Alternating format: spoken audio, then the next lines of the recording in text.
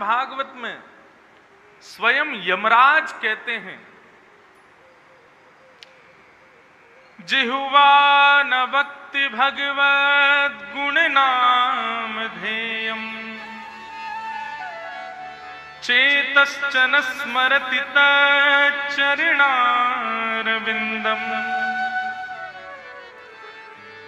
कृष्णाय नो नमति यत्सिरे कदापि। जिह्वा न वक्ति भगवत गुणनाम धेयम्। यमराज कहते हैं अपने पार्षदों को कि किसको पकड़ करके नरक में लाना है। तो यमराज कहते हैं जिसकी जीव पूरे दिन में एक बार भी भगवान का भजन ना करती हो, चेतश्चन स्मरति तच्चरणार विंदम, जिसका मन ठाकुर जी के चरणार विंदों का स्मरण ना करता हो, और कृष्णायनो नमतियत सिर एक दापी, जिसका सिर एक बार भी ठाकुर जी के चरणों में ना झुकता हो। ये तीन काम जो व्यक्ति प्रत्येक दिन नहीं करता उसको पकड़ करके नरक में ले आना। बहुत ध्यान से सुनना बंधुओं, सबको आवाज आ रही है? महाराज जी का आश्रम खूब ऊंचा है ना, थोड़ी आवाज गूंजती है यहाँ, तो मुझे कभी कभी लगता है आप लोगों को सुनाई दे रहा है कि नहीं। सबको सुनाई दे रहा है ना? बहुत ध्यान से सुनना बंधु। लोग पूछते हैं महाराज जी हमको दिन में नियम क्या बनाना चाहिए, कितना भजन करें, कैसे करें, क्या करें। बहुत ध्यान से सुनना। केवल 3 नियम बना लो अपने। 3 नियम क्या है? पहला नियम, प्रातः काल उठते ही भले ही बिस्तर में पड़े रहो, आंख तो खुल गई है। अब कई बार ऐसा होता है कि हमारी नींद खुल जाती है लेकिन हम आंख नहीं खोलते हैं। नींद तो खुल गई, कोई पूछता है बोले कि कितने बजे उठे, बोले बोलते हैं 6 बजे उठ गए थे। अच्छा, स्नान कितने बजे किया, बोले नहाए थे 10 बजे। तो 6 से 10 क्या कर रहे थे, बोले पड़े थे। लोगों की आजकल ऐसी स्थिति हो गई, उठ तो जल्दी जाते हैं लेकिन पड़े रहते हैं बिस्तर पे। तो भले ही पड़े रहो, लेकिन पड़े पड़े क्या करते हैं हम, कभी फोन उठा के देख लेंगे व्हाट्सएप पे क्या आया, फेसबुक पे किसने क्या मैसेज किया, इंस्टाग्राम पे क्या चल रहा है, पूरी दुनिया की खोज खबर करेंगे। सही सही बताना, सुबह उठते ही फोन कितने लोग देखते हैं? उठते ही फोन कौन उठाता है? देखो सब सत्यवादी हरिश्चंद्र बैठे हैं सामने। आप में से 2-4 ही होंगे जो नहीं देखते होंगे, सब देखते हैं, क्योंकि हम खुद देखते हैं। हम भी सुबह उठते फोन ही देखते हैं। ये नियम बन गया है। परिस्थिति को व्यवस्थित करना ये विवेक है। हमारी व्यवस्था ऐसी हो गई है कि हम सुबह उठते ही फोन देखते हैं, तो अपने उस फोन को ही ऐसा बना लो कि वो उठते ही जैसे हम देखें तो उसी से कीर्तन हो जाए। क्या? उसको वॉलपेपर पे ही ठाकुर जी का चित्र लगा करके रखो। सुबह उठते ही फोन देखने की आदत है, फोन देखते ही ठाकुर जी को देखो, ठाकुर जी को देखते ही नेत्र बंद करके श्री राधा रमण जी का स्मरण करो, श्री वृंदावन बिहारी लाल का स्मरण करो, श्री यमुना जी का स्मरण करो, अपने गुरुदेव भगवान का स्मरण करो, माता नेत्र बंद करके सबका स्मरण करके सबको प्रणाम कर लो। इतना तो कर ही सकते हैं। ये सुबह सुबह का नियम हो गया। उसके बाद अपना स्नान ध्यान करके जो तुम करते हो, हनुमान चालीसा का पाठ करो, थोड़ी देर माला कर लो, अपने गुरुजन का स्मरण करके गुरु मंत्र कर लो, वो सब नियम करो। मध्याह्न में भोजन करने बैठो, तब दोपहर में भोजन करते समय ठाकुर जी का आंख बंद करके स्मरण कर लो केवल। और मुख से हरे कृष्ण कृष्ण कृष्ण हरे हरे, हरे राम राम राम हरे हरे, या जो मंत्र तुमको आता हो उसका गान कर लो। और रात्रि सोने से पहले अपने हाथ पांव धो करके, हाथ मुंह धो करके जब अपने बिस्तर पर जाओ, उस समय बैठ करके पुनः वृंदावन की कुंज गलियों का स्मरण करो, ब्रजवासियों का स्मरण करो, गुरुदेव का स्मरण करो, राधा रमन लाल का स्मरण करो और स्मरण करके सो जाओ। केवल इतना स्मरण करने मात्र से क्या होगा? भगवान मिले ना मिले, भक्त मिले ना मिले, जीवन में कुछ अच्छा हो ना हो, लेकिन ये 3 काम यदि हम रोज करते हैं तो उससे मैं अपनी जिम्मेवारी पे कहता हूं कि नरक तो नहीं जाओगे, नरक जाने से बच जाओगे।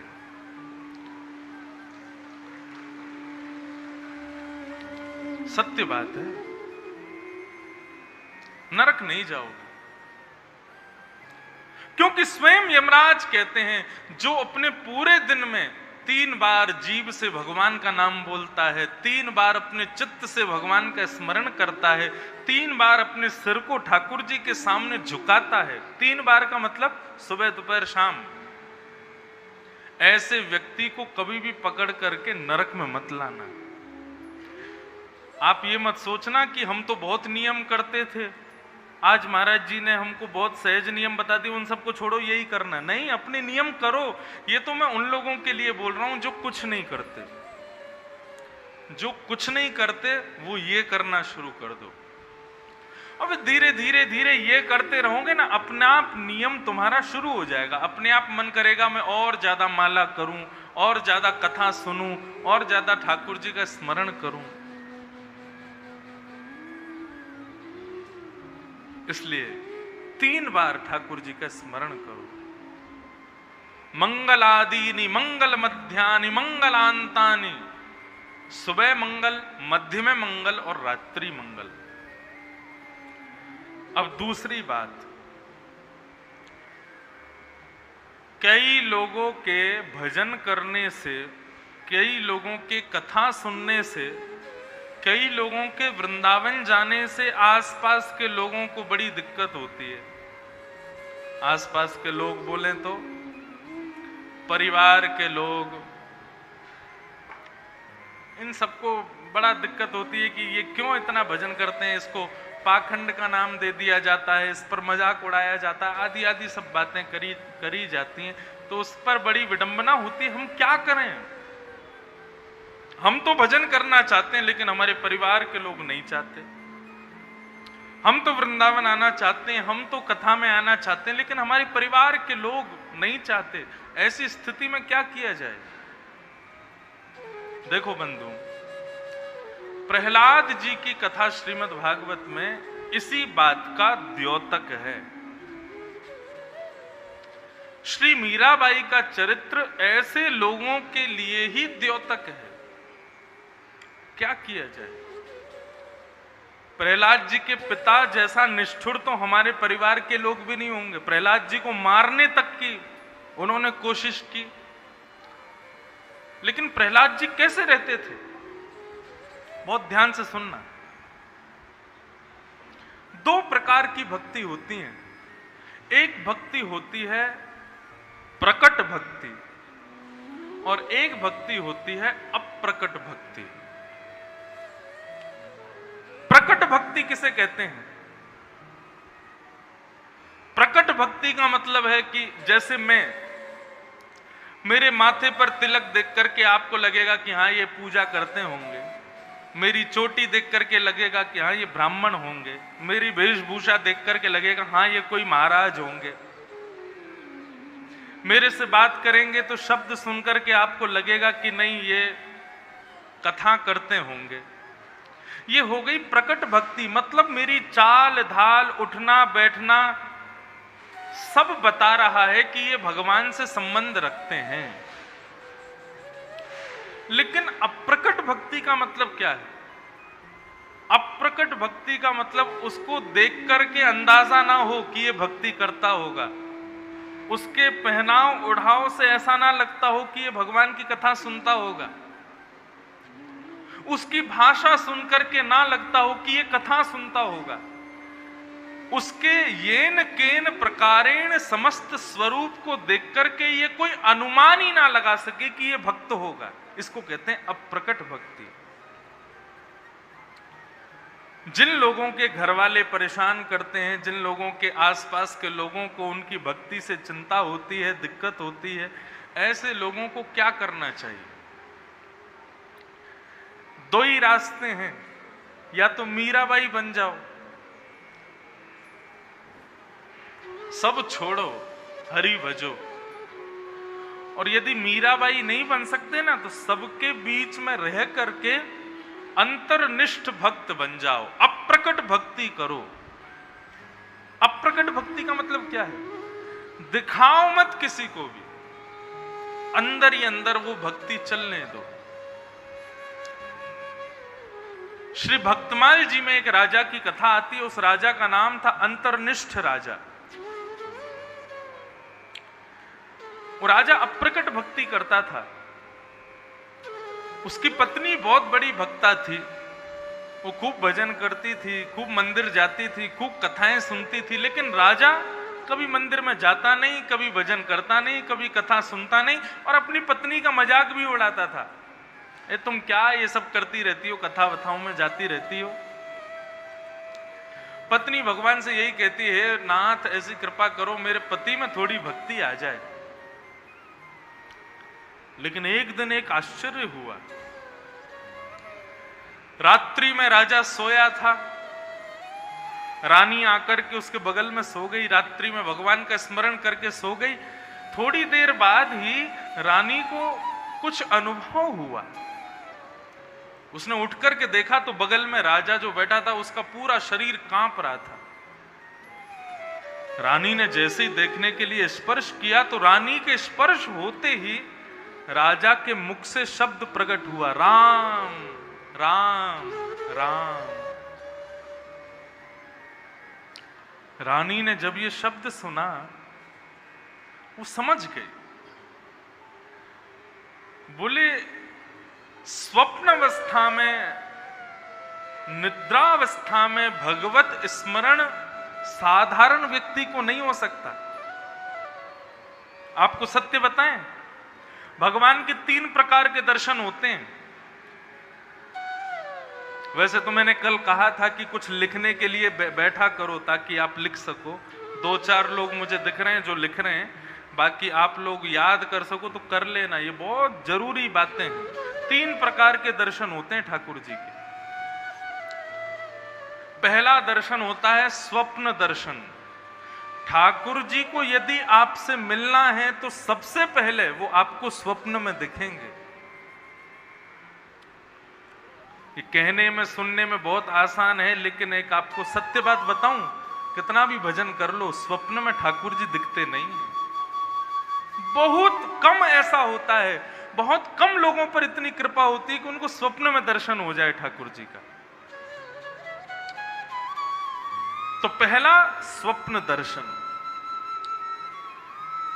जैसे ही स्वप्न में ठाकुर जी दिखें, गलती मत करना कि किसी को बता दो जाकर के कि रात में मैंने स्वप्न में भगवान को देखा। या तो ठाकुर जी दिखेंगे, या ठाकुर जी का कोई भक्त दिखेगा, या ठाकुर जी के स्थान वृंदावन आदि का दर्शन होगा। स्वप्न में होगा पहले। स्वप्न में जब ठाकुर जी दिख जाएं, किसी को बताना मत, नित्य उनका स्वप्न में दर्शन करते रहना। फिर दूसरा दर्शन होगा ठाकुर जी का अनुभव दर्शन। अनुभव दर्शन कैसा होगा? आप भरी भीड़ में सबको देखोगे, सबको देखते देखते तभी आपको लगेगा कि इन सब के मध्य में मैंने किसी ऐसे को देखा जो इन सब से अलग था। उसमें कुछ तो बात थी, उसमें कुछ तो खूबी थी। ये होगा अनुभव दर्शन। आपको लगेगा कि अभी अभी पीछे से शायद कहीं ठाकुर जी तो नहीं गए, अभी जो मेरे पास में बालक बैठा था कहीं वो ठाकुर जी का स्वरूप तो नहीं था, अभी जो मैंने जिस बालक को यहां से जाते हुए देखा वो कहीं ठाकुर जी तो नहीं। जिसको देख करके उस पर आकर्षित हो जाओ। आकर्षण भी 2 प्रकार के होते हैं। एक होता है काम युक्त आकर्षण और एक होता है निष्काम आकर्षण। संसार के सौंदर्य पर काम युक्त आकर्षण होता है, ठाकुर जी पर निष्काम आकर्षण होता है। कोई कामना के बिना आकर्षण हो जाए, समझ लेना वो ठाकुर जी का स्वरूप था। तो दूसरा होगा अनुभव दर्शन। पहला स्वप्न दर्शन, दूसरा अनुभव दर्शन, और तीसरा प्रत्यक्ष दर्शन। ठाकुर जी प्रकट हो जाएंगे तुम्हारे सामने, तुमको दिखेंगे, सबको नहीं दिखेंगे। ये 3 दर्शन है। तो रानी ने जैसे ही सुना कि राजा के मुख से राम राम राम शब्द निकला है, इसका मतलब ये निश्चित ही अंतर्निष्ठ भक्त हैं। दिखाते नहीं है, लेकिन अंदर ही अंदर इनके अंदर भजन चलता रहता है। दूसरे दिन रानी ने ऐसे ही पूरे राजभवन को सजाया, ढोल नगाड़े बज रहे थे, मंगल वाद्य बज रहे थे। राजा उठ करके गया, रानी से पूछने लगा ये सब क्या हो रहा है, इतनी सजावट क्यों हो रही है, ये मंगल वाद्य क्यों बज रहे हैं, ढोल नगाड़े क्यों बज रहे हैं? रानी ने कहा क्योंकि रात को मुझे एक भेद पता चला है। बोले कैसा भेद?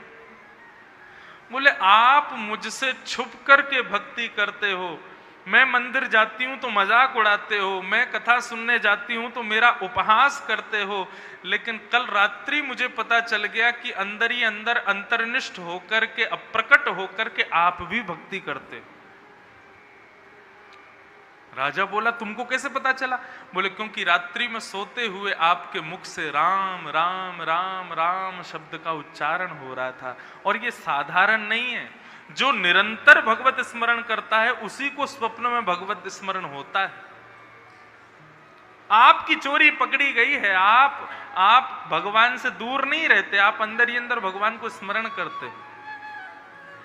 जैसे ही रानी ने यह बात कही, राजा के दोनों नेत्र सजल हो गए। राजा रुदन करने लगा, अपनी पत्नी को बोले देवी अब तुम इस राजपाट को संभालो और मेरा पुत्र बड़ा हो जाए तो उसको राजा बना देना, अब मैं जीवित नहीं रहूंगा। रानी बोली ऐसा क्यों कहते हो, आप जीवित क्यों नहीं रहोगे, क्या हुआ? राजा ने इतनी सुंदर बात कही। राजा बोले मैं जिसकी वजह से जीवित था वो मेरे भीतर बैठा था, मैंने उसको कभी प्रकट नहीं किया। मैं राम नाम से ही जीवित था, वो राम नाम मेरे भीतर बैठा था। और तुमने बताया कल रात्रि वो राम नाम मेरे मुख से बाहर आ गया, अब जब राम नाम ही बाहर आ गया तो मैं जीवित कैसे रहूं? ऐसा कहते ही राजा के प्राण निकल गए और उनकी मृत्यु हो गई। इसको कहते हैं अंतर्निष्ठ भक्ति, अप्रकट भक्ति। तो जिन लोगों के घर वाले परेशान करते हैं, जिन लोगों के आस पड़ोस वाले मजाक उड़ाते हैं, तुम्हारी कथा सुनने से, मंदिर जाने से, वृंदावन जाने से उनको तकलीफ होती है, दो ही रास्ते हैं, या तो मीराबाई बन जाओ या फिर अंतर्निष्ठ बन जाओ। किसी को मत दिखाओ कि तुम भक्ति करते हो, किसी को मत दिखाओ कि तुम माला जपते हो, किसी को मत दिखाओ कि तुम रात रात भर उठ करके ठाकुर जी का स्मरण करते हो, किसी को बताने की जरूरत नहीं है। अरे वो लोग इस योग्य नहीं है कि तुम्हारी भक्ति को सहन कर सकें। इसलिए क्या करो, अपनी मनी मन अंतर्निष्ठ हो जाओ। बाहर से ऐसा दिखाओ कि तुम भी संसारी हो, लेकिन अंदर ही अंदर ठाकुर जी का भजन करो, ठाकुर जी का स्मरण करो। ये अंतर्निष्ठ भक्त का लक्षण। और एक बात कहूं आपको, प्रकट भक्ति करने वाला दूसरी स्टेज पर है, अप्रकट भक्ति करने वाला प्रथम श्रेणी का भक्त है, वो सर्वश्रेष्ठ भक्त है। हमारी कथा सुनते हैं कई युवान लोग, कई आजकल के यंगस्टर्स या तो कथा सुनेंगे नहीं, और सुन ली तो महाराज उनको ऐसी चढ़ जाती है। बड़े बूढ़े तो क्या पागल होंगे ठाकुर जी के लिए, युवान ज्यादा हो जाते हैं। ऐसी स्थिति में क्या होता है, उनके परिवार वाले दुखी हो जाते हैं, बोले महाराज ये ना तो कॉलेज जाता है, ना यूनिवर्सिटी जाता है, ना काम पे जाता है, ना जॉब करता है, पूरे दिन अपने ठाकुर जी की सेवा करता है, वृंदावन में पड़ा रहता है, कथा सुनता रहता है। उन बच्चों को मैं यही बात बताता हूं, प्रकट करने की जरूरत नहीं है, अब प्रकट भाव से ठाकुर जी का स्मरण करो। ये संसार तुम्हारी भक्ति देख पाए इतना योग्य नहीं है, इसलिए मत दिखाओ किसी को।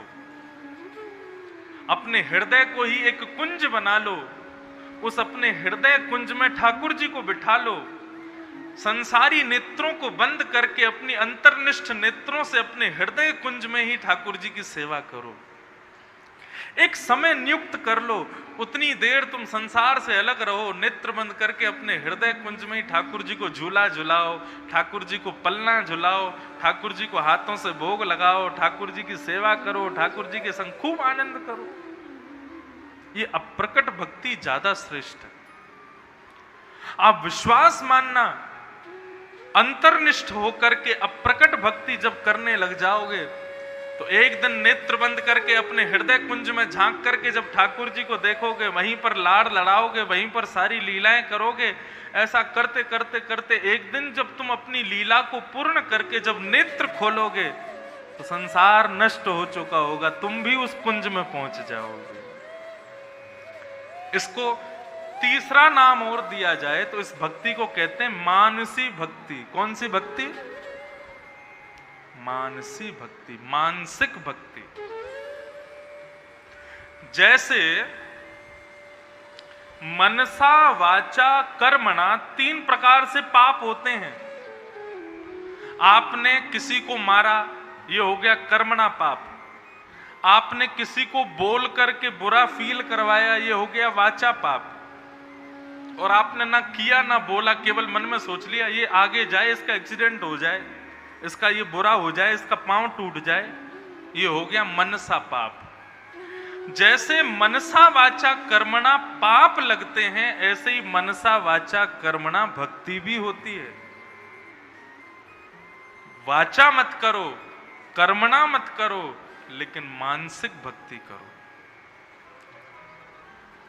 जिन जिन लोगों को ये बात समझ में आ गई हो, वो लोग इस पर अमल करना और इसको क्रियान्वित करना। ये भाव है भक्ति का, ये भाव। कथाक्रम में चलें थोड़ा सा। कल हम लोगों ने श्रवण किया कि भक्ति ज्ञान वैराग्य को पुष्ट करने के लिए भागवत की कथा हुई और सनक सनंदन सनातन सनत कुमारों ने आनंद नाम के वन में बैठ कर के सबको कथा सुनाई, जिसको सुनकर के भक्ति ज्ञान वैराग्य तीनों युवान हो गए। इस प्रकार कथा का क्रम चल रहा था। तभी नारद जी महाराज ने सनत कुमारों से एक प्रश्न किया। बहुत ध्यान से सुनिएगा।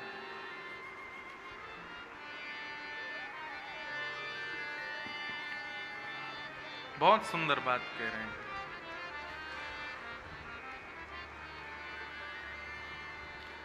के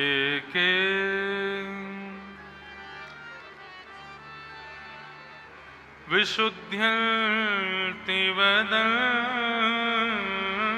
मह्यम् सप्ताह यज्ञेन कथा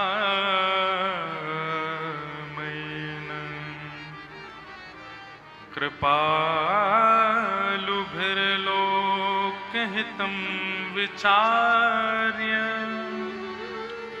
प्रकाशितः कोऽपि नवीन मार्गम्। हारमोनियम दो।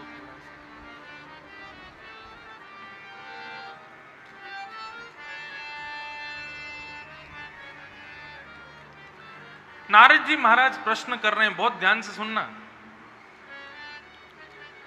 के विशुद्ध्यन्ति वदन्ति मह्यम सप्ताह यज्ञेन कथामयेन। हे महाराज, इस सप्ताह कथा को सुनने से कौन कौन से प्रकार के पापी लोग अपने पापों से मुक्त हो जाते हैं, कृपा करके मुझको बताइए। अनेक प्रकार के पाप होते हैं। उन पापों को करने वाले कौन कौन से लोग पवित्र होते हैं, कृपा करके मुझको बतलाइए भगवान। तब सनत कुमार उत्तर देते हैं, बहुत ध्यान से सुनना। ये मानवा पाप कृतस्तु सर्वदा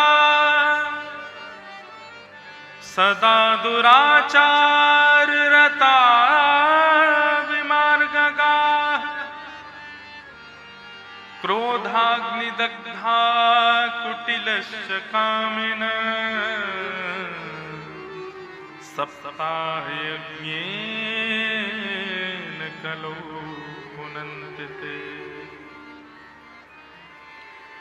कौन कौन से पापी, कैटेगरीज हैं पापों की भी, कौन कौन से पापी कथा में यदि आके बैठ जाएं, कथा सुन लें तो कथा सुनने से अपने पाप से मुक्त हो जाते। सुन लो, पहला बताया सदा दुराचार रता।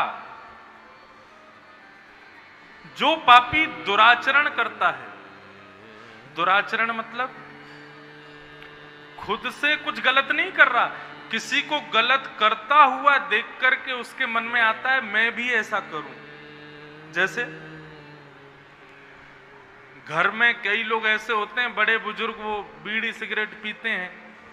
अब उनको बीड़ी सिगरेट पीता देख बच्चों के मन में इच्छा हो जाती है कि भाई हम भी पिएंगे, और फिर बड़े होकर के वो बालक भी अपने खानदान के कुछ लोगों की तरह वो भी पीना शुरू कर देते हैं। इसको कहते हैं दुराचरण। ऐसा दुराचारी व्यक्ति जिसने गलत होता देख करके अपने नियमों को भी वैसा बना लिया है, ऐसा व्यक्ति यदि कथा सुनता है तो उसका मन पवित्र हो जाता है, उसके भीतर से दुराचरण चला जाता है, पहला। दूसरा, विमार्गगा। जो गलत रास्ते पर चलने लग गया है, गलत संगत में पड़ गया है, गलत लोगों के साथ रहने लगा है, ऐसा बालक यदि कथा सुने तो उसके जीवन में पवित्रता आ जाएगी। बंधुओं देखो, कई बालक ऐसे होते हैं कि बचपन से ही गलत संगति पड़ जाती है। अब उनको कथा में लाओ तो बेचारे कथा सुनते भी नहीं है। लेकिन कई बार भागवत जी ऐसी कृपा करती हैं कि एक शब्द भी यदि उनके कान में ऐसा चला गया, उसी से ही उनका जीवन परिवर्तित हो जाता है, बदल जाता है। तो विमार्ग पर चलने वाला व्यक्ति भी यदि कथा सुने तो पवित्र हो सकता है। और क्रोधाग्निदग्धा कुटिलश्च कामिनः। जो क्रोध अग्नि में जल रहा है, आपको बताएं, भयंकर गुस्सा जिन लोगों को आता है, जो क्रोध में आकर के कुछ भी करने को तैयार हो जाते हैं, ऐसे क्रोधी लोगों के पास नरक का वीजा है। भयंकर क्रोध आपको नरकगामी बना देगा। हाँ, विदाउट इमिग्रेशन एंट्री मिलेगी आपको वहां पे। विदेश जाते हैं तो वहां पर भी इमिग्रेशन होता है, क्यों आए हो, कैसे आए हो, कितने दिन के लिए आए हो। लेकिन भयंकर क्रोध करने वालों का इमिग्रेशन भी नहीं होता। उनकी मृत्यु होते ही उनको सीधा नरक में भेज दिया जाता है। इसलिए भयंकर गुस्सा नहीं आना चाहिए। क्रोध हो, क्रोध करना चाहिए, लेकिन कैसा? जल के जैसा। जल के जैसा क्रोध कैसे? जल जितनी देर गैस पर रखा है, जितनी देर गर्म चूल्हे पर रखा है, जितनी देर उसको गोबर के ऊपले पर रखोगे, उतनी देर तो वो गर्म होता रहेगा। लेकिन जैसे ही उसको गैस से दूर कर दोगे, उसको चूल्हे से दूर कर दोगे, अपने आप ठंडा हो जाता है। ऐसा क्रोध ठीक है। अगर स्थिति ऐसी हुई है, वातावरण ऐसा हुआ है कि वहां गुस्सा करना चाहिए, वहां करो। लेकिन वातावरण जैसे ही क्रोध का समाप्त हो जाए तो तुम्हारा गुस्सा भी ठंडा हो जाना चाहिए। लेकिन कई लोग कैसे होते हैं, आज परिस्थिति गुस्से वाली हुई तो तुम गुस्सा हो गए, अब कल सब ठीक हो गया लेकिन फिर भी तुम्हारी आंख चढ़ी हुई है, तुम्हारी नाक चढ़ी हुई है और गुस्सा चढ़ा हुआ है दिमाग पे। सब कहते हैं अरे भाई कल जो हुआ सो हुआ, छोड़ दो। नहीं, कल हो कैसे गया ऐसा? 2 दिन बाद सब आ गए, बोले अब तो बहुत दिन हो गए भैया, अब तो छोड़ दो गुस्सा। बोले नहीं, मेरे दिमाग से वो बात निकल नहीं रही है। 1 महीना हो गया, बोले भैया अब तो गुस्सा छोड़ दो। बोले ना, इसने ऐसा कर कैसे दिया? ऐसे लोगों को फिर उनके हाल पर छोड़ दो, क्योंकि उनको नरक जाने से कोई नहीं रोक सकता। स्थिति क्रोध की यदि बन रही है तो क्रोध करो। कई बार बच्चे इतना ऊधम मचाते हैं तो ठीक है, गुस्सा आ जाता है, थोड़ा बहुत गुस्सा कर लो। लेकिन ठीक है, अब सब शांत हो गया, सब खत्म हो गया, तो उसके बाद में तुम भी शांत हो जाओ। लेकिन कई लोग नहीं होते, उनका गुस्सा बना ही रहता है। आज यदि बहू ने सब्जी खराब कर दी तो सासू मां को गुस्सा आ गया। कल यदि बहू ने सब्जी अच्छी बना दी तो फिर से गुस्सा आ गया। क्यों? आज क्यों गुस्सा आया? बोले कल खराब क्यों करी थी इसने, इसी बात पे ही गुस्सा आ रहा है। ऐसे अत्यंत कोपी लोगों को, अत्यंत क्रोधी लोगों को नरक जाने से कोई नहीं रोक सकता। लेकिन आपके घर में यदि ऐसा कोई अत्यंत क्रोधी हो तो कैसे भी करके उसको कथा में भेजो। कथा सुनने से क्रोध कम होता है। क्यों? क्योंकि कथा एकमात्र ऐसा स्थान है जहां पर व्यक्ति अपनी नहीं सुनाता, दूसरे की सुनता है। बाकी संसार में हर जगह हम लोग इसी में रहते हैं कि हम अपनी सुनामें, हम अपना कहें, हम अपना बोल दें। लेकिन कथा में आप अपना नहीं कहते हो, दूसरे को सुनते हो। 3 घंटे के लिए सही आप सब लोग मौन रहोगे, शांत रहोगे, कुछ बोलोगे नहीं, केवल सुनोगे, उससे फर्क तो पड़ेगा गुस्से पर। अत्यंत कोप, कटुकाच वाणी, जो कड़वी वाणी बोलते हैं, ऐसे लोग भी कथा सुनते हैं तो उनकी जीभ जो है वो सरस हो जाती है, मीठी हो जाती है। क्रोधाग्निदग्धा कुटिलाश्च कामिनः, जो भयंकर कामी लोग हैं, यदि वो भी कथा श्रवण करें तो उनका रोग, जो काम है, वो नष्ट हो जाता है, वो समाप्त हो जाता है। सत्येन हीना पितृमात्र दूषका, जो सत्य नहीं बोलते, असत्य बोलते हैं, बहुत झूठ बोलते हैं, ऐसे लोग भी यदि कथा सुने तो कथा से उनके जिह्वा में सत्य प्रकट होने लगता है। पृथ्वी को सबसे ज्यादा भार किसका लगता है? कोई बहुत मोटा हो जाए, हम लोग उसको देख के क्या कहते हैं? बोले बताओ पृथ्वी पर भार है, ऐसा बोलते हैं ना। लेकिन मोटे व्यक्ति का भार नहीं लगता पृथ्वी को। पृथ्वी को भार किसका लगता है? जो भयंकर झूठ बोलता है। जब हम बहुत झूठ बोलते हैं ना, जो व्यक्ति कांस्टेंट झूठ नहीं बोलता, कभी कभी बोलता है, कभी कभी बोलने में उसको बड़ी आत्मग्लानि होती है, मैंने ऐसा क्यों बोला। क्यों? क्योंकि उसकी पृथ्वी उसको सचेत करती है, अरे तू झूठ मत बोल, मुझे तेरा भार लग रहा है। शास्त्र आज्ञा करते हैं, झूठ बोलने वाले व्यक्ति का भार लगता है पृथ्वी को। इसलिए असत्य बोलने वाला व्यक्ति यदि निरंतर कथा सुनता रहे तो उसकी जिह्वा में सत्य प्रकट होने लगता है, फिर वो चाह करके भी झूठ नहीं बोल पाएगा। और अंतिम बात कहते हैं पितृमात्र दूषका, जो माता पिता की सेवा नहीं करते, माता पिता से प्रेम नहीं करते, ऐसे बालक यदि कथा श्रवण करें तो कथा श्रवण करने से माता पिता के चरणों में प्रेम प्रकट हो जाता है। अनेक प्रकार के पापियों के बारे में बताया, लेकिन जैसे ये बात कही कि माता पिता से बैर करने वाला कथा सुने तो पवित्र हो जाता है, तो नारद जी महाराज बोले भगवान मुझे ये बात समझ नहीं आती, थोड़ा विस्तार से बताओ, ये कैसे संभव है? माता पिता से बैर करने वाला कथा सुनकर के कैसे उनका प्रेमी हो सकता है? मुझे कृपा करके बताओ। क्योंकि हमने सुना है माता पिता से बैर करने वाले का तो उद्धार नहीं होता, नरक में भी उसके लिए जगह नहीं होती। आप कृपा करके मुझे बतलाइए। तब यहां पर सनत कुमारों ने धुंधुकारी की कथा सुनाई, आत्मदेव की कथा सुनाई। एक कथा है, वैसे तो सबने सुनी होगी कथा में, लेकिन कुछ नया मिले इसलिए दोबारा सुनो।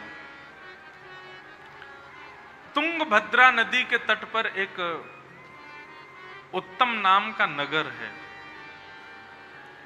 उस नगर में एक ब्राह्मण रहते हैं, उस ब्राह्मण का नाम है आत्मदेव। आत्मदेव ब्राह्मण के कोई संतान नहीं थी। इस बात से वो बड़े दुखी थे। आत्मदेव की पत्नी का नाम था धुंधुली। अब देखो, इस पूरी कथा को खुद से जोड़ो। सब लोग इधर देखो, सावधानी से कथा सुनो। ये आत्मदेव कोई और नहीं है, हम ही आत्मदेव हैं। और इसकी पत्नी जो धुंधुली है, ये कोई और नहीं है, हम सबकी मति ही धुंधुली है, हम सबकी बुद्धि, ये हमारी पत्नी है। हमारा मन, ये हमारी पत्नी है धुंधुली। आपसे कोई कहे राधा कृष्ण मंदिर में कथा चल रही है, चलो चल करके सुन के आवे, तो आप क्या कहते हो? ठीक है, मन होगा तो जाएंगे। मन से पूछ करके जाते हो। मन जहां कहता है हम वहीं जाते हैं। मन की कहीं इच्छा नहीं होती तो हम वहां जाते भी हैं, तो हमारा भाव वहां से नहीं जुड़ता। मन हमारी पत्नी है, यही धुंधुली। तो आत्मदेव के कोई संतान नहीं थी, इस बात से बड़े दुखी थे आत्मदेव। संतान ना होने के कारण एक दिन अपना घर छोड़ करके आत्मदेव वन में चले गए। बंधुओं देखो, एक मेरी बात सुनिएगा।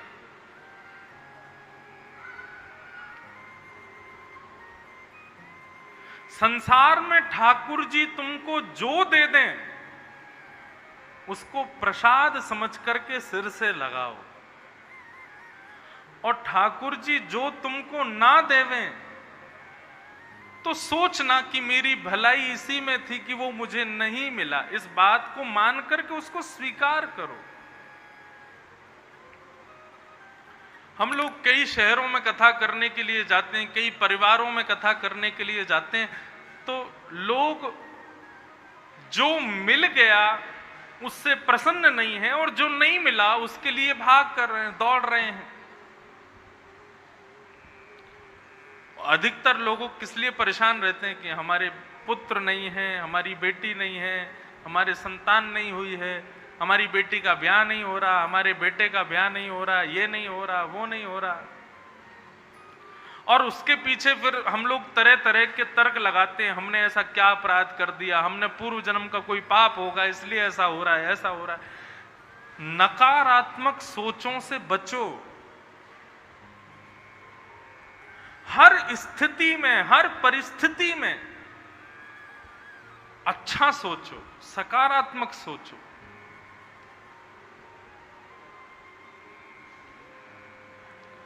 बेटे का ब्याह हो गया और यदि बेटी को कोई संतान नहीं हुई तो हम लोग उसको दोष देते हैं, बोले इसने कुछ पाप किया होगा, इसके पूर्व जन्म का कोई पाप होगा, ये अभागी है इसलिए इसको पुत्र नहीं हो रहा। ऐसा नहीं बंधुओं, यदि आप किसी के संतान ना होने पर उसका अभाग्य मानते हो तो मैं कहूं तो मुझे क्षमा करना, मेरी बात किसी को बुरी लगे तो। नंद बाबा यशोदा के भी 80 वर्ष तक बालक नहीं हुआ था,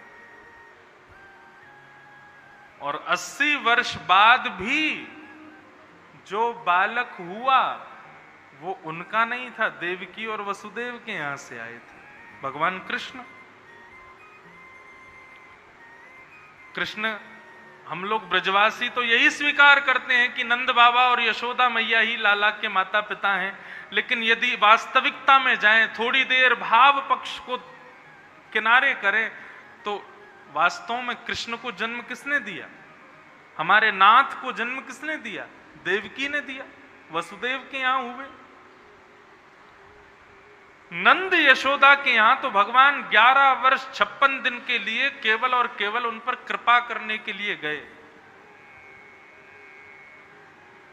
हमारा भाव ये स्वीकार नहीं कर पाता, इसलिए हम नंद यशोदा के लाला मानकर के कन्हैया को स्वीकार करते हैं। लेकिन मेरा कहने का भाव यह है, जिन माताओं को संतान नहीं है, हम उनको अभागा क्यों कहते हैं? यदि वे अभागी हैं तो फिर यशोदा जी को क्या कहोगे आप?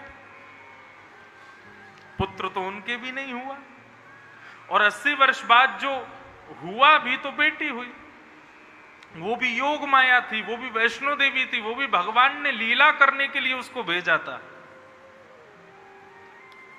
ऐसा नहीं, बल्कि यशोदा मैया के भगवान के जन्माष्टमी उत्सव को मनाने के, भगवान के जन्मोत्सव की कथा से तो ये हमको सीखना चाहिए, ये हमको जानना चाहिए। भगवान कहते हैं, यदि मैंने तुमको तुम्हारा पुत्र नहीं दिया तो इसका मतलब क्या है? जैसे यशोदा को मैंने पुत्र नहीं दिया तो उनका पुत्र मैं ही बन गया, ऐसे यदि मैंने किसी मां को पुत्र नहीं दिया तो वो भी मुझे ही अपना पुत्र माने, मैं ही उसका पुत्र हूं। और एक बात कहूं, जिसके घर संतान हो जाए वो देवकी है, और जिस मां को संतान ना हो वो यशोदा है।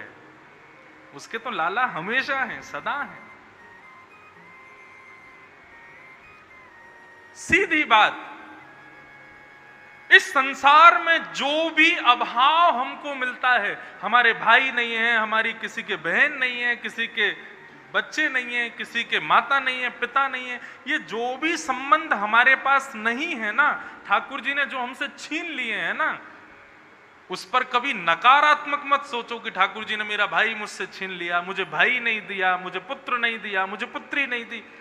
बल्कि ऐसा विचार करो, ठाकुर जी ने शायद बेटी इसलिए नहीं दी क्योंकि श्री राधा रानी ही मेरी बेटी है। ठाकुर जी ने मुझे बहन इसलिए नहीं दी क्योंकि किशोरी जी मेरी बहन है। ठाकुर जी ने मुझे पुत्र इसलिए नहीं दिया क्योंकि श्याम सुंदर ये कह रहे हो, अरे मैया तोकू में साधारण लाला ना दूंगा, तेरो लाला तो मैं ही हूं, इसलिए ठाकुर जी ने मुझे पुत्र नहीं दिया। कथा सुनने का सबसे बड़ा फल क्या है कि हमारी बुद्धि फिर गलत सोचना बंद कर देती है, नकारात्मक सोचना बंद कर देती है, अच्छा सोचती है हमेशा। चलते चलते यहां से उतरे और तुम्हारा पांव टूट गया, इसमें भी यही सोचो, अरे लाला कुछ अच्छा ही सोचा होगा इसलिए पांव तोड़वा दिया तुमने। ये विचार नहीं करना है मैंने कुछ पाप कर दिया इसलिए मेरा पांव टूट गया, इसलिए मेरे साथ ऐसा हो गया। नहीं, हर स्थिति में सकारात्मक बुद्धि रखो, हर स्थिति में ठाकुर जी की कृपा का अनुभव करो।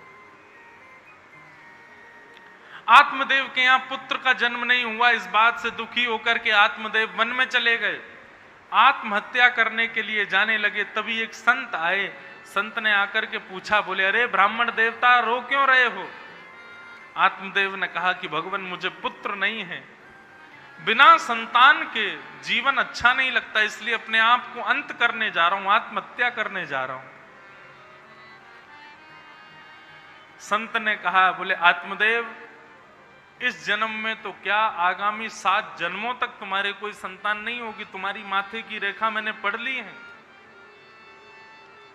लेकिन इससे तुमको दुखी नहीं होना चाहिए। भगवान किसी को संतान देते हैं तो उस पर कृपा करते हैं, लेकिन भगवान किसी को संतान नहीं देते उस पर भगवान डबल कृपा करते हैं। क्यों? भगवान ने उसको खुद को दिया हुआ है, इसलिए नहीं दिया संतान। इसलिए आत्मदेव तुमको तो भजन करना चाहिए, बच्चों की चिंता नहीं, बच्चों की पढ़ाई की चिंता नहीं, बच्चे बड़े होंगे उनका ब्याह की चिंता नहीं, सारी चिंताओं से मुक्त कर दिया भगवान ने तुमको, इसलिए भजन करो ठाकुर जी का। आत्मदेव चरणों में गिर गए, बोले नहीं भगवान, ये कहना बहुत आसान है, लेकिन विवाह के बाद जब संतान नहीं होती तो कष्ट कितना होता है ये मैं जानता हूं, मुझे संतान चाहिए। बहुत रुदन करने लगे आत्मदेव, तो संत हृदय नवनीत समाना। संत का हृदय कैसा होता है? नवनीत यानी मक्खन के जैसा। मक्खन को जरा भी गर्म स्थान पर रख दो, मक्खन पिघल जाता है। ऐसे ही संत होते हैं, संत के सामने कोई व्यक्ति 2 आंसू निकाल दे, उसको देख करके संत से रहा नहीं जाता, वो तुरंत पिघल जाते हैं। आत्मदेव के इस रोष को देख करके संत ने तुरंत एक फल निकाल करके दिया और अपने संपूर्ण जीवन की तपस्या, अपने संपूर्ण जीवन का भजन उस फल में विद्यमान करके आत्मदेव को दे दिया, लो ले जाओ। वैसे तो तुम्हारे संतान नहीं है, लेकिन तुम इतनी जिद कर रहे हो, इसलिए मैंने अपने संपूर्ण जीवन का भजन इस फल में दे दिया है। अपनी पत्नी को जाकर के खिला देना। और हां, याद रहे 1 वर्ष तक तुम्हारी पत्नी को कुछ नियमों का पालन करना है, वो उससे करवाना। आत्मदेव बोला मैं करवाऊंगा, आप मुझे बता दो क्या क्या पालन करना है। बंधुओं, मैं इस बात को कहता हूं, जो भी माताएं, जब उनको पता चल जाए कि भाई हमारे गर्भ में बालक है, तो उन माताओं को बालक के जन्म तक ये काम जरूर करने चाहिए। 5 नियम हैं, बहुत ध्यान से सुनना।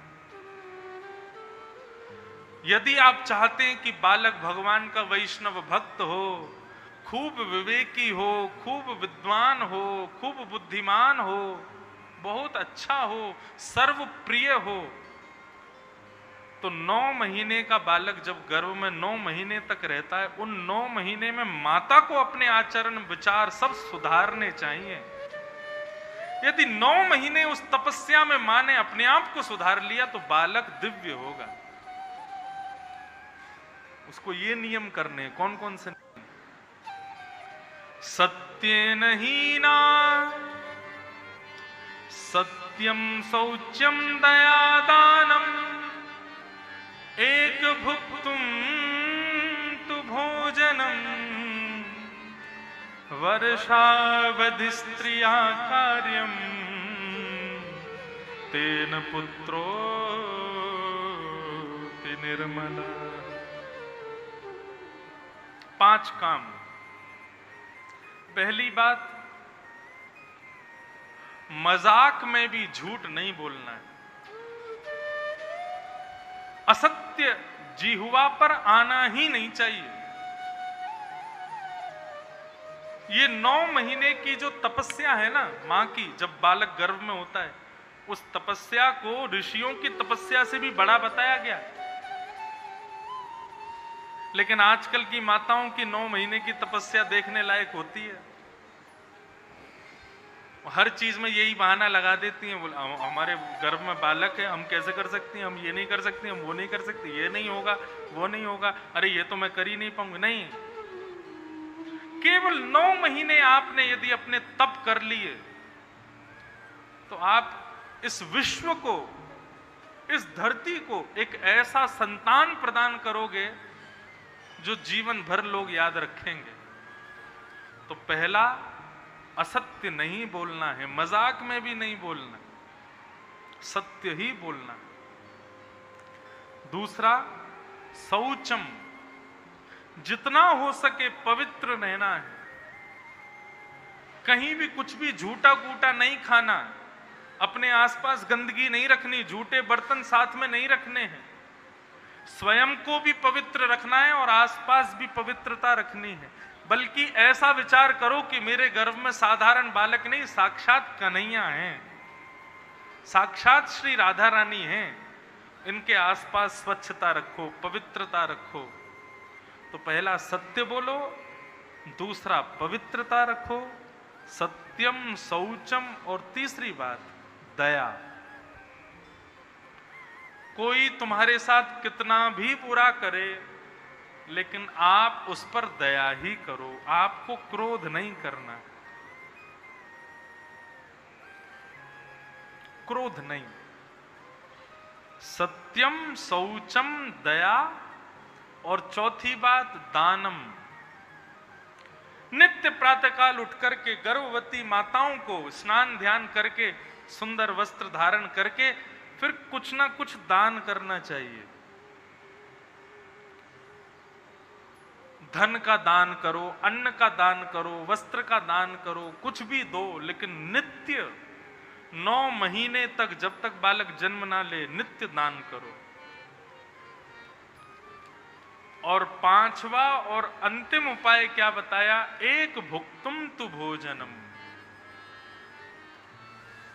गर्भवती माताओं को, वैसे कठिन तो बहुत है लेकिन करना चाहिए। क्या? केवल एक समय भोजन करना चाहिए। बोले बाकी के समय क्या करें? बोले फलाहार करो। फलाहार का मतलब ये नहीं कूटू की कचौड़ी, कूटू की पकौड़ी, समा के चावल, नहीं। फलाहार मतलब केवल फल खाओ, जूस पियो, यही सब खाओ। जो अन्न का सेवन है वो दिन में केवल एक ही बार करो। बाकी अपने डॉक्टरों से वो पूरा लिख लेना, उससे बात कर लेना, कहीं कह दो महाराज जी ने कहा है और फिर कोई तकलीफ हो जाए, इसलिए इसका ध्यान रखना। श्रीमद् भागवत कहती हैं जो व्यक्ति, जो माताएं ये 5 चीजों का ध्यान रखती हैं और 9 महीने तक इसमें किसी भी प्रकार का कोई विघ्न नहीं आने देती हैं, ऐसी माताओं का बालक जब जन्म लेता है तो कैसा होता है? तेन पुत्रो निर्मला। उनका पुत्र निर्मल होगा, अद्भुत होगा, भगवान का वैष्णव भक्त होगा, संसार को सद्विचार सद्मार्ग प्रदान करने वाला होगा, बहुत दिव्य होगा। आत्मदेव को फल देकर के संत ने कहा जाकर के अपनी पत्नी को खिला देना और 1 वर्ष तक इन नियमों का पालन करवाना, तुम्हारे घर एक दिव्य बालक जन्म लेगा मेरे भजन के प्रताप से। आत्मदेव गए, जाकर के अपनी पत्नी को फल दे दिया और पत्नी से कहा देखो ये 5 नियम हैं, इनका तुमको पालन करना है। पत्नी ठहरी धुंधुली, मन में विचार करने के लिए, फल खाने से कोई बच्चे होते हैं? मेरे पति बेचारे सीधे साधे, किसी महात्मा ने इनको भटका दिया है, फल लिया है घर में, उसमें भी नियम बना दिया है, ये मत करो, ये मत करो, झूठ मत बोलो, ये मत करो। अरे ऐसे मैं नहीं रह पाऊंगी। मेरा मन करेगा चाट खानी है तो कैसे खाऊंगी? मेरा मन करेगा कि पड़ोस में जाकर के थोड़ी गप मारनी है, मैं कैसे मारूंगी? मेरा मन करेगा वो सामने वाली की बुराई करनी है, मैं कैसे करूंगी? ये सब तो मुझसे नहीं होगा। तभी उसको याद आया कि मेरी एक सहेली अभी गर्भवती है, उसके 9 बालक हो चुके हैं, 10वां होने वाला है। क्यों ना मैं बहाना करके कि मैं गर्भवती हो गई हूं, अपने मायके चली जाती हूं, अपनी सहेली को बहुत सारा धन दे दूंगी, उसका जो बालक जन्म लेगा 9 महीने बाद उसको ला करके अपने पति को दे दूंगी। अब इस फल का क्या करें? तो बोले हमारे घर की गैया भी बांझ हो गई है, इसके भी कोई बालक नहीं हुआ, फल इसको खिला देती हूं। तो फल तो खिला दिया गाय को और स्वयं चली गई अपनी मायके। 9 महीने तक बोली मायके में मेरे भैया मेरा ख्याल रखेंगे, मेरे माता पिता मेरी सेवा करेंगे, इसलिए मैं मायके में रह के आऊंगी। आत्मदेव ने कहा तुम कैसे भी रहो लेकिन इन 5 चीजों का ध्यान रखना, और जल्दी से एक नन्हे से बाल गोपाल को मेरे हाथ में पकड़ाओ। धुंधुली चली गई। 9 महीने बाद अपनी सहेली को बहुत सारा धन देकर के उसके बालक को लेकर के अपना बना करके घर ले आई और आत्मदेव को कहा देखो मैंने एक पुत्र को जन्म दिया है। आत्मदेव तो आनंदित हो गए। उस समय फोन तो थे नहीं, उस समय व्हाट्सएप वीडियो कॉल तो होती नहीं थी कि आत्मदेव जी कहें फोन करके हाँ भाई वीडियो कॉल करके दिखाओ हमको कैसा चल रहा है, क्या चल रहा है, कुछ ये सब तो होता नहीं था। चिट्ठियां टेलीग्राम वगैरह भी ये तो कुछ साल पहले शुरू हुए, उससे पहले ये भी नहीं होते थे। पत्रों का आवागमन होता था, वो भी एक शहर से पत्र भेजा जाता तो महीनों में दूसरे शहर पहुंचता था। तो ये सब बातचीत तो हुई नहीं। आत्मदेव ने भी विश्वास कर लिया मेरा ही बेटा है। उस बालक को खिला ही रहे थे, तभी दास दासियां दौड़ी दौड़ी आई और आकर के कहा, भगवान चमत्कार हो गया। बोले कैसा चमत्कार? बोले आज धुंधुली मैया ने तो पुत्र को जन्म दिया ही है, लेकिन आज हमारी गौशाला में गाय ने भी एक मानवों जैसे पुत्र को जन्म दिया। आत्मदेव जी दौड़े दौड़े गए तो क्या देखा, गौ माता के गर्भ से एक बालक ने जन्म लिया जिसका संपूर्ण अंग तो मानवों जैसा है, लेकिन उसके कान गौ माता के जैसे बड़े बड़े। आत्मदेव जी तो रुदन करने लगे आनंद में, जय हो नाथ, आपने कृपा करके एक नहीं दो दो पुत्र मुझे प्रदान किए। दोनों का नामकरण करने के लिए बैठे। धुंधुली ने अपने पुत्र को गोद में लिया, बोले मैं धुंधुली, मेरा बेटा धुंधुकारी। आत्मदेव बोले ठीक है, ये धुंधुकारी, दूसरे बेटे का नाम मैं रखूंगा। बोले क्या? बोले इसका नाम मैं रखता हूं गोकर्ण। गोकर्ण के दो अर्थ होते हैं। एक अर्थ का मतलब हो गया गोकर्ण माने गाय जैसे कान जिसके हैं वो गोकर्ण, और गोकर्ण का दूसरा अर्थ है, गो कहते हैं ज्ञान को और कर्ण कहते हैं कान को। जो कानों से केवल ज्ञान की ही बातें सुनता है, बाकी फालतू बातें जहां चलती हैं वहां कान बंद कर लेता, उसको भी गोकर्ण कहते हैं। अभी 1:30 बजे से आप लोग कथा सुन रहे हो, तो अभी 3 बजे तक आप लोग कौन हो? आप सब गोकर्ण हो। क्यों? यहां पे कोई फालतू चर्चा नहीं सुन रहे हो, सब कथा सुन रहे हो। जब हम कथा सुनते हैं, हरि चर्चा सुनते हैं, हरि स्मरण करते हैं, तो हम भी गोकर्ण। बच्चों के नाम से उनके जीवन पर बहुत प्रभाव पड़ता है बंधुओं। आप कितने भी डाकुओं के नाम उठा करके देख लो, किसी का भी नाम अच्छा नहीं होगा। डाकुओं के, डकैतों के, आतंकवादियों के नाम अच्छे नहीं होंगे। आप कभी ये नहीं सोचोगे नारायण नाम का डाकू, एका दुक्का कोई कहीं का छोटा मोटा चोर वोर निकल आए तो मैं कहूंगा नहीं, लेकिन हाँ इंटरनेशनल लेवल का कोई डाकू हो, कोई आतंकवादी हो, उसका नाम अच्छा नहीं होगा। गब्बर सिंह नाम सुनते ही बच्चा सो जाएगा डर के मारे। पूतना, कंस, रावण, ये तो पुराने डाकू। आजकल के डाकुओं के नाम अब क्या बोलूं मैं, वो भी सब खतरनाक ही हैं। ओसामा बिन लादेन, और कौन है जिसने बंबई पे अटैक किया था, क्या नाम था? अजमल कसाब, और कौन थे? दाऊद इब्राहिम।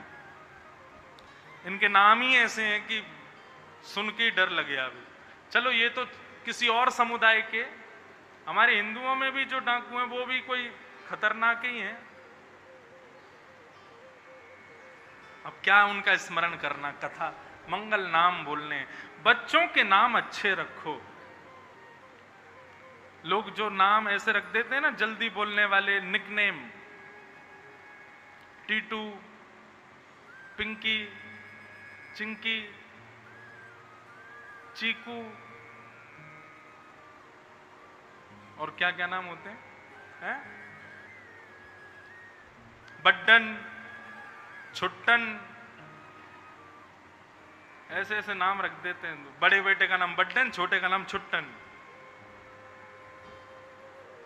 नाम अच्छे होने चाहिए, क्योंकि आप जिस नाम से निरंतर उस बालक को पुकारोगे उसका बहुत बड़ा प्रभाव पड़ेगा उसके ऊपर।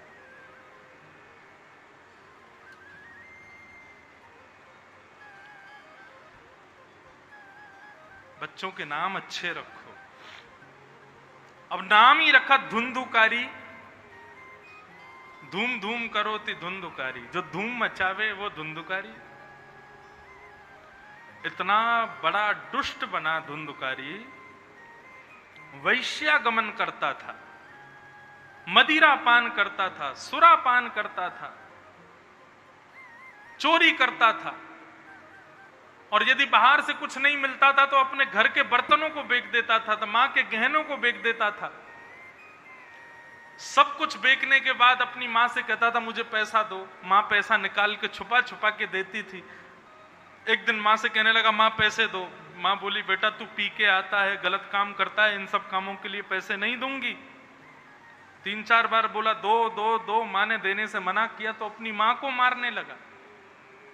पिता ने बीच बचाव किया तो डंडा लेकर के अपने पिता को भी मारने लगा। रात्रि में दोनों माता पिता रोने लगे और कहने लगे हे नाथ, इससे अच्छा तो हम बिना पुत्र के थे, ये पुत्र हमारे जीवन में क्यों आया।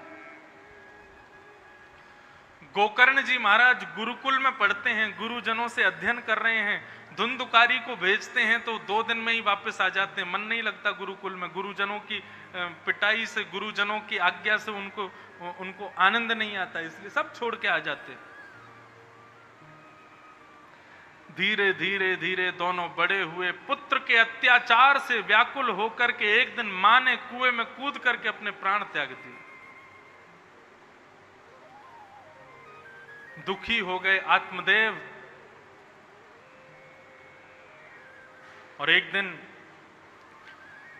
गोकर्ण जी महाराज के पास गए और जाकर के बोले बेटा मैं बहुत दुखी हूं, तुम्हारे बड़े भाई के अत्याचार से तुम्हारी मां ने तो प्राण त्याग दिए, लेकिन अब मैं भी बहुत व्याकुल हूं, मैं क्या करूं मुझे बताओ।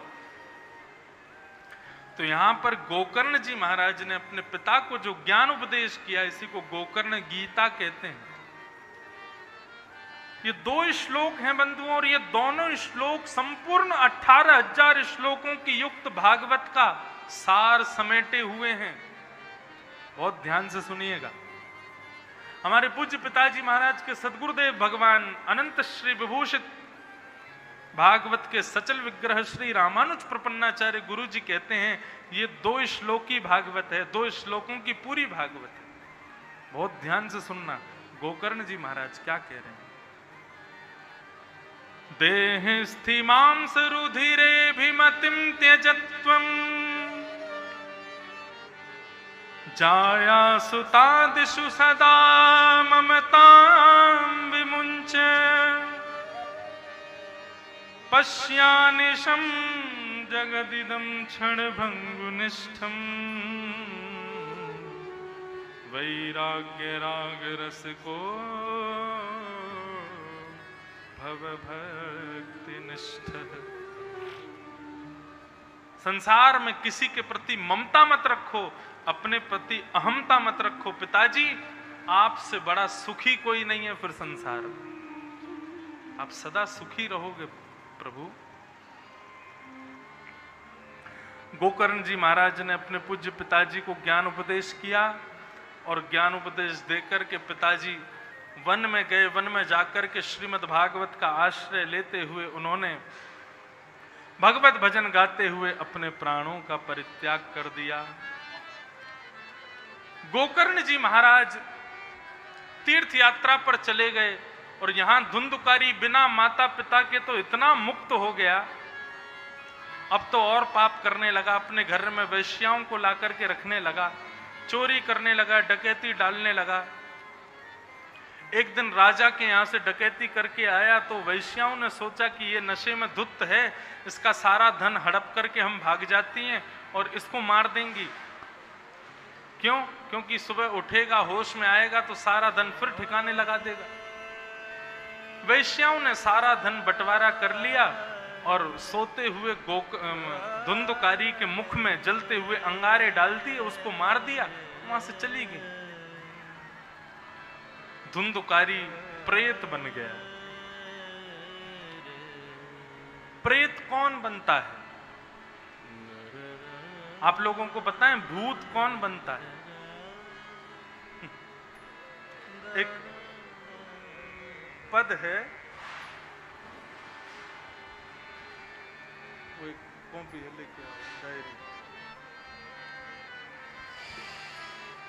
एक पद है, उस पद में लिखा है कि प्रेत कौन बनता है। लिखा है एक जगह पर, वो आ जाएगी तब सुनाऊंगा। तो प्रेत भूत इन पर विश्वास करो, होते हैं ये, लेकिन मानव कैसे प्रेत बन जाता है, कैसे भूत बन जाता है?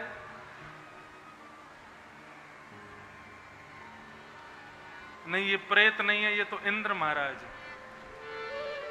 हाँ, ठाकुर जी का जन्मोत्सव होने वाला है ना, इसलिए इंद्र पहले से ही व्यवस्था कर रहे हैं ठाकुर जी के आगमन की। अभी तो इंद्र आए हैं, 33 करोड़ देवता सब आएंगे कथा में। क्यों? लाल जी का जन्मोत्सव होने वाला है। तो धुंधुकारी प्रेत बन गया। उसके कृत्यों को तो सबने सुना ही है।